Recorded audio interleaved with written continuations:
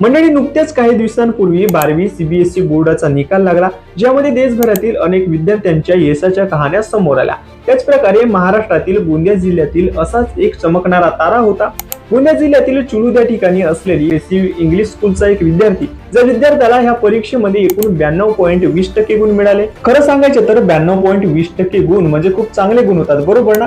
मात्र ह्या विद्यार्थ्याला आपल्या ह्या निकालावर संकोच झाला। त्याला कुठेतरी खात्री झाली की मला इतके कमी गुण मिळूच शकत नाही, आणि त्याचा हाच आत्मविश्वास त्याची ताकद देखील ठरली। आपल्या खात्रीला घेऊन विद्यार्थ्यांनी एकही वेळ न गमावता पुनर्मूल्यांकनासाठी सीबीएसई बोर्डाकडे अर्ज केला। काही दिवसानंतरच अखेर तो दिवस उजेडला। 20 जून 2025 रोजी ह्या विद्यार्थ्याच्या हातामध्ये सीबीएसई बोर्डाकडून पुनर्मूल्यांकनाचा पत्र मिळाला। त्या पत्रामध्ये काय होतं मित्रांनो माहित आहे? त्या पत्रामध्ये एकूण ह्या विद्यार्थ्याची 30 गुण वाढलेले होते। होय, तुम्ही बरोबर ऐकले, एकूण 30 गुण। सुरुवातीला ह्या विद्यार्थ्याला एकूण 92.20% गुण मिळाले, पण पुनर्मूल्यांकनाच्या नंतर ह्या विद्यार्थ्याचे एकूण 30 गुण वाढल्याने आता ते 92.20% गुण ते 98.20% गुण झाले। पुनर्मूल्यांकनाच्या नंतर 30 गुण वाढल्याने तो विद्यार्थी परीक्षेमध्ये पासच नाही झाला, तर जिल्ह्यामध्ये अव्वलही ठरला।